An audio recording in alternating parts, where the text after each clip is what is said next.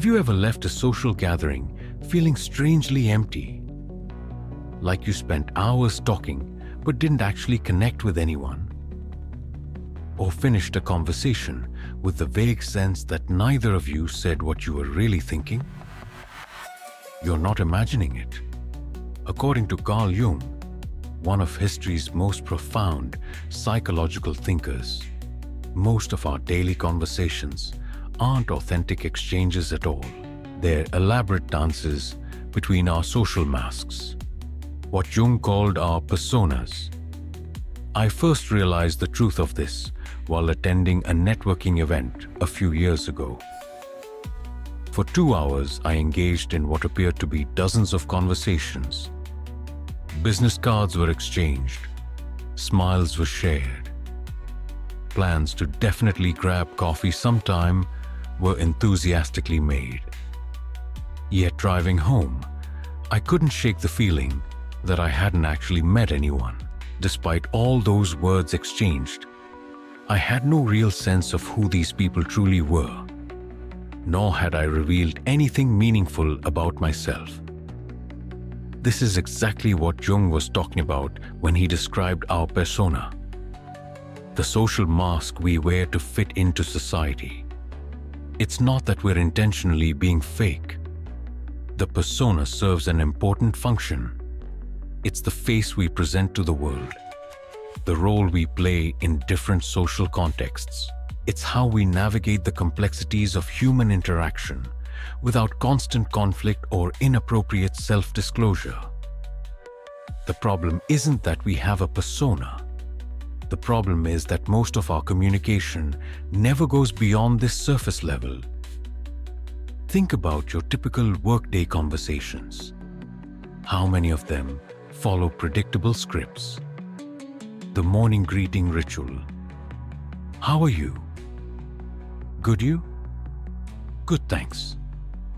Neither person expects or wants an honest answer. The meeting small talk about weather or traffic. The carefully phrased emails designed to maintain professional appearances rather than express genuine thoughts. Even in our personal relationships, much of our communication remains at the persona level. We share carefully curated versions of our experiences. We express opinions that align with our social group. We talk about topics that reinforce the image we want to project.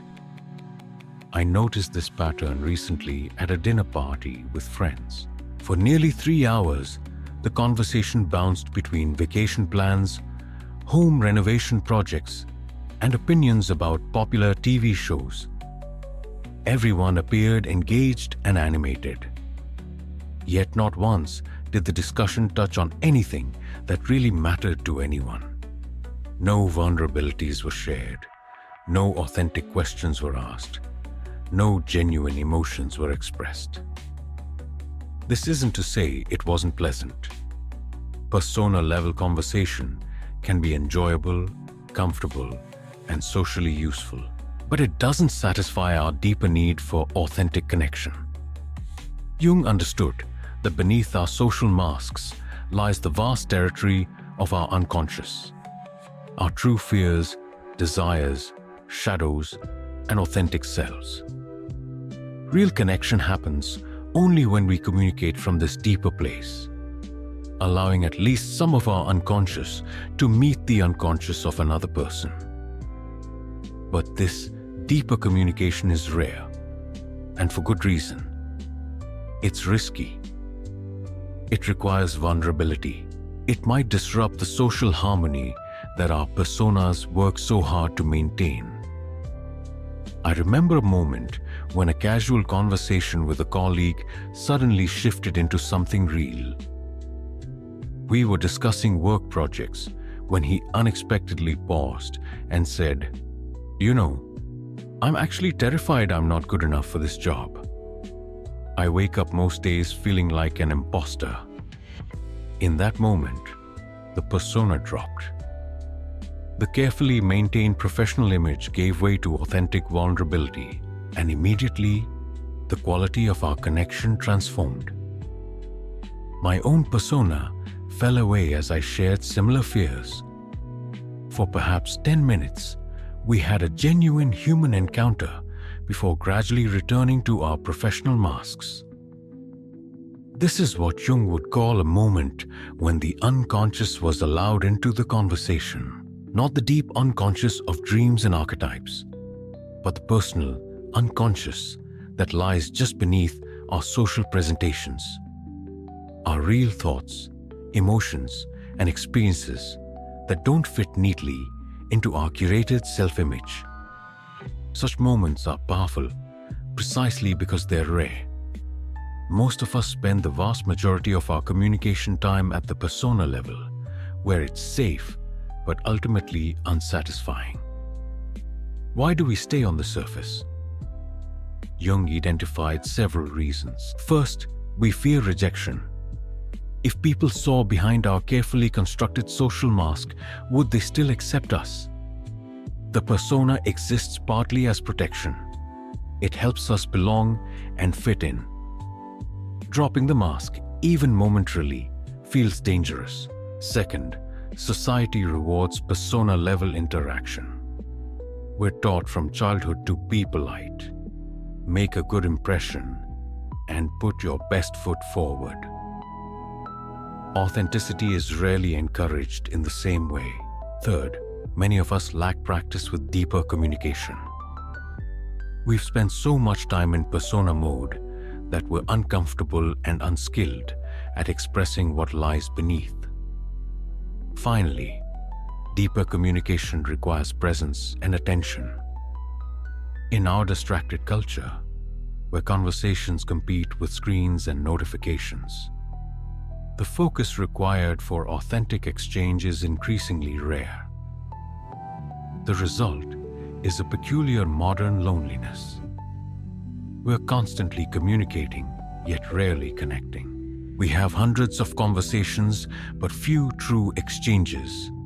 We're surrounded by people, yet starved for authentic human contact. I've observed this paradox with many clients who, despite busy social lives, report feeling profoundly alone. They have plenty of interaction, but minimal genuine connection. They spend hours on social media, where the persona reigns supreme, yet feel increasingly isolated. One client described it perfectly. I have 500 Facebook friends, but no one I can call at 2 a.m. if I'm in crisis. He was surrounded by persona-level connections, but lacked relationships where his authentic self was known and accepted. This pattern affects not just our personal well-being, but our collective functioning. When communication remains at the surface level, we lose the ability to solve complex problems together, bridge differences, or create genuine community.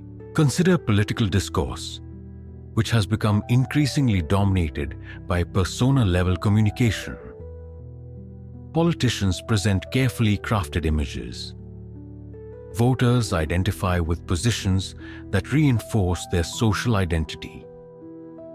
Both sides exchange talking points rather than engaging with the complex realities beneath the surface. The same pattern appears in organizational life. Companies develop mission statements and values that become persona-level presentations rather than authentic expressions of purpose. Meetings follow scripts where real concerns remain unspoken.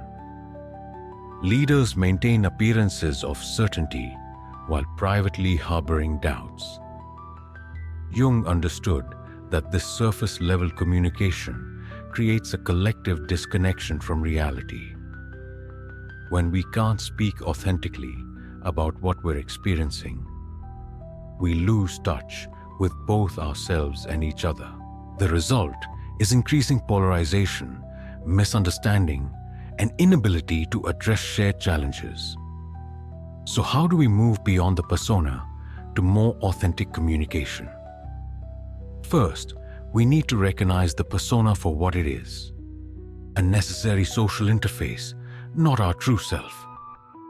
The problem isn't having a persona. It's being unconscious of the distinction between our social mask and our authentic experience. I worked with a client who had built his entire identity around professional success. His persona was the competent, confident achiever. When his company downsized and he lost his job, he experienced not just career disruption, but identity collapse. He didn't know who he was, apart from his professional role, because he had never distinguished between his persona and his deeper self.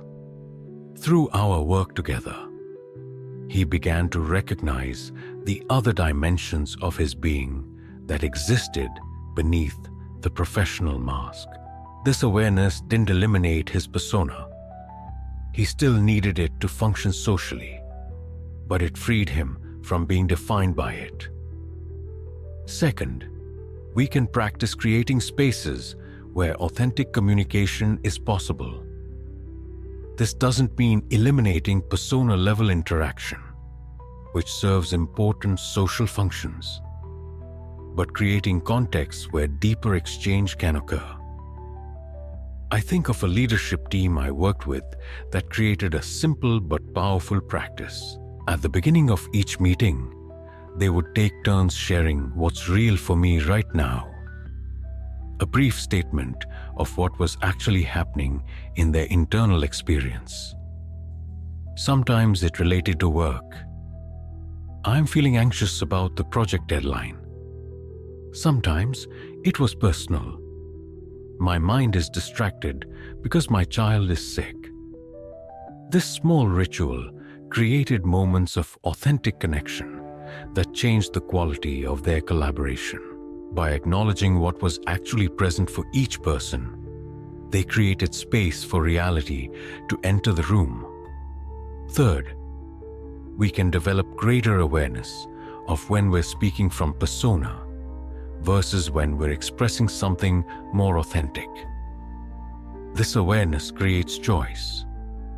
We can still choose persona-level communication when appropriate, but we do so consciously rather than automatically.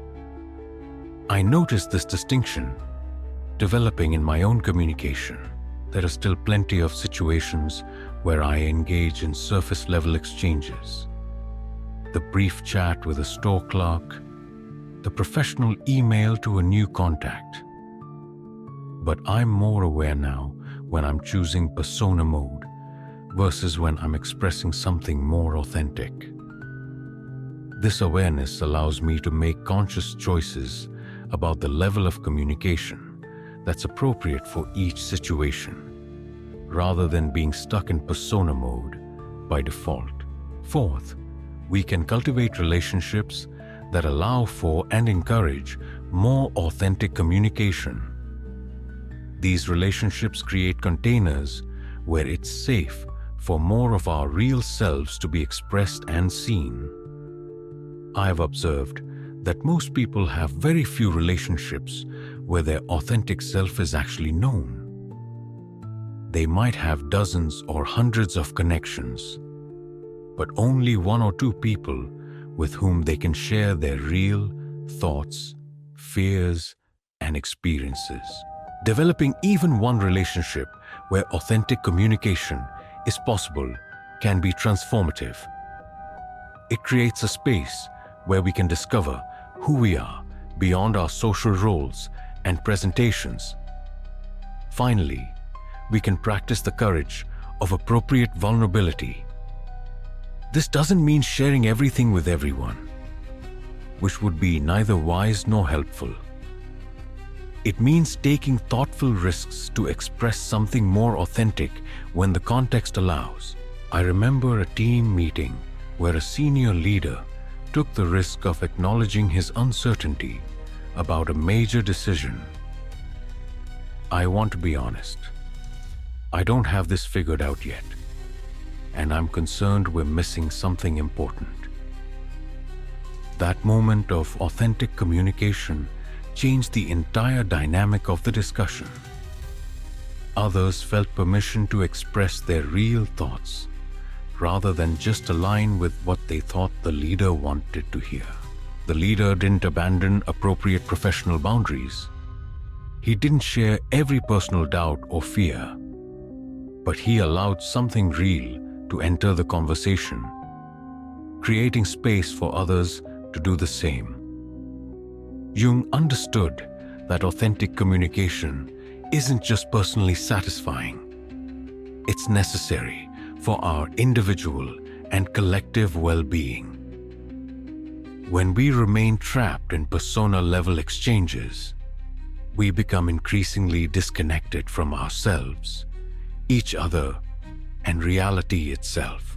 The good news is that even small shifts toward more authentic communication can have profound effects. A single moment of genuine exchange can create a connection that dozens of surface-level conversations cannot. A brief expression of authentic truth can transform a relationship or solve a problem that hours of persona-level discussion could not address. I witnessed this recently in a family I was working with. For years, they had engaged in the same circular conflicts, with each person presenting their familiar role-based position. The father was the practical problem solver. The mother was the emotional caretaker. The adult children were the responsible achiever and the creative rebel, respectively. In one session, the father unexpectedly departed from his typical problem-solving persona and shared something vulnerable. I focus on practical solutions because I'm terrified of the emotions underneath. I never learned how to deal with feelings, and they scare me. That single moment of authentic communication did more to shift the family's dynamic than months of their usual interaction patterns. It created space for others to express more of their authentic experience rather than just their familiar roles. Jung's insights about the persona and authentic communication are even more relevant in our digital age, where social media has created new forms of persona that are even more carefully crafted and controlled than those we present in face-to-face interaction. Think about the Instagram profile that shows only vacation highlights and perfect meals, never the mundane or difficult moments. Or the LinkedIn presence that presents an unbroken narrative of professional success with no acknowledgement of setbacks or uncertainties. Or the carefully curated Twitter feed that presents opinions aligned with a particular social group while avoiding any authentic questioning or doubt. These digital personas aren't just selective. They're often completely disconnected from our authentic experience. They show not who we are, but who we want others to believe we are. And the gap between this projected image and our lived reality creates a new kind of psychological tension. I worked with a young woman who maintained a vibrant social media presence, full of achievements, social gatherings, and apparently deep relationships. Yet in our sessions, she revealed profound loneliness and a sense that no one knew the real her, including, increasingly, herself. She was losing touch with her authentic experience because she spent so much time constructing and maintaining her digital persona. The digital world has also created new challenges for authentic communication. Online interaction often lacks the non-verbal cues, facial expressions, tone of voice, body language, that help us recognize when something authentic is being expressed. The medium itself pushes us toward persona-level exchange rather than genuine connection. I noticed this during the shift to remote work during the pandemic. Teams that had previously had moments of authentic connection in physical meetings struggled to create the same quality of exchange in video conferences. Something about the medium itself made it harder to drop the professional mask and express what was really happening. Yet Jung would also recognize that digital communication creates new possibilities for authentic exchange. Some people find it easier to express their real thoughts and feelings in writing than in face-to-face conversation. Online communities organized around specific interests or challenges can sometimes create spaces where authentic communication is possible precisely because they're removed from our everyday social contexts. The challenge isn't to reject digital communication, but to be conscious of how it shapes our persona and affects our capacity for authentic exchange. Like any tool, it can be used either to reinforce surface-level interaction or to create opportunities for something more real. Jung's fundamental insight remains as powerful today as when he first articulated it. Most human communication occurs at the level of persona, where social masks interact with social masks. Real connection, the kind that satisfies our deep need for authentic human contact, happens only when we risk allowing something more genuine to enter the exchange. This doesn't mean abandoning the persona, which serves necessary social functions. It means becoming conscious of when we're operating from persona versus when we're expressing something more authentic, and developing the discernment to know which is appropriate in different contexts. It also means creating spaces in our lives, whether in intimate relationships, friendships, therapy, or certain kinds of group settings, where more authentic communication is possible. These spaces become crucial sanctuaries where we can reconnect with ourselves and others beyond the level of social presentation. I think of a men's group I've participated in for several years. When we gather, there's an explicit agreement that we're there to move beyond persona-level exchange. We begin with a simple check-in. What's alive for you right now? This invitation creates space for whatever is actually present, whether joy, fear, confusion, or grief, rather than the socially acceptable presentation we might offer in other contexts. The depth of connection in this group doesn't come from extraordinary disclosure or dramatic vulnerability. It comes simply from the shared commitment to speak from authentic experience rather than social expectation. It's a space where the unconscious is welcomed into communication rather than kept carefully at bay.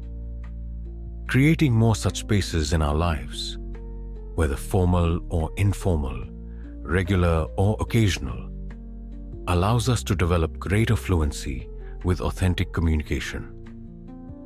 Like any skill, this grows with practice. The more we experience the difference between persona-level exchange and genuine connection, the more capable we become of recognizing and creating authentic communication in different contexts. This practice becomes especially important as we face collective challenges that can't be addressed at the persona level. Climate change, political polarization, technological disruption, social inequality. These complex issues require communication that goes beyond rehearsed positions and social presentations. They demand our capacity to speak authentically about what we're experiencing, to listen deeply to perspectives different from our own, and to engage with the complex realities beneath surface-level narratives. Jung understood that the movement from persona-level communication toward more authentic exchange isn't just personally fulfilling. It's essential for our collective evolution. As our world becomes increasingly complex and interconnected, our capacity for genuine communication becomes ever more crucial. The next time you find yourself in a conversation that feels empty or unsatisfying, you might consider, what would happen if something more authentic entered this exchange?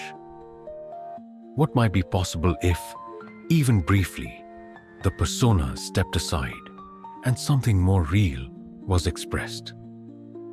Because in the space between social masks, something profound becomes possible. Not just connection with others, but reconnection with parts of ourselves that our personas have kept carefully hidden away. And in that reconnection lies the possibility of both personal wholeness and genuine human community.